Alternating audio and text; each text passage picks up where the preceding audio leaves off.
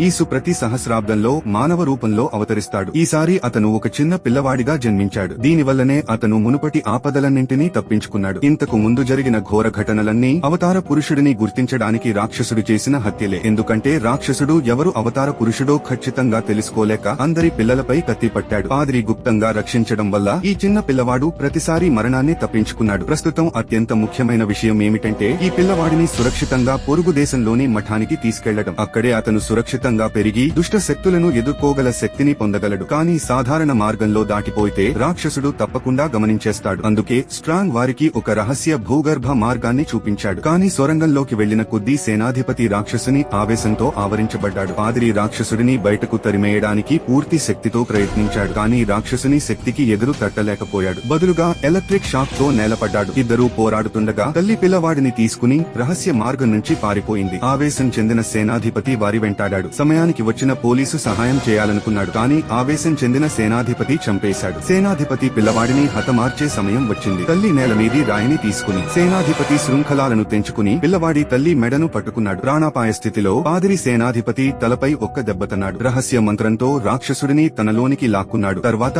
దాన్ని ఒక రాతిలో ముద్రించాడు. ఈ చివరి కర్తవ్యాన్ని పూర్తి చేసిన తర్వాత పాదిరి కన్నులు మూసుకున్నాడు. చివరికి స్ట్రాంగ్ సొరంగాన్ని పేల్చివేసి రాక్షసుడిని ముద్రించిన రాతిని భూమిలో లోతుగా పూడ్చివేశాడు. సేనాధిపతి సంరక్షణలో చిన్న పిల్లవాడు మఠానికి సురక్షితంగా చేరుకున్నాడు. మానవజాతికి మోక్షదాత రక్షణ అందించబోతున్నాడు.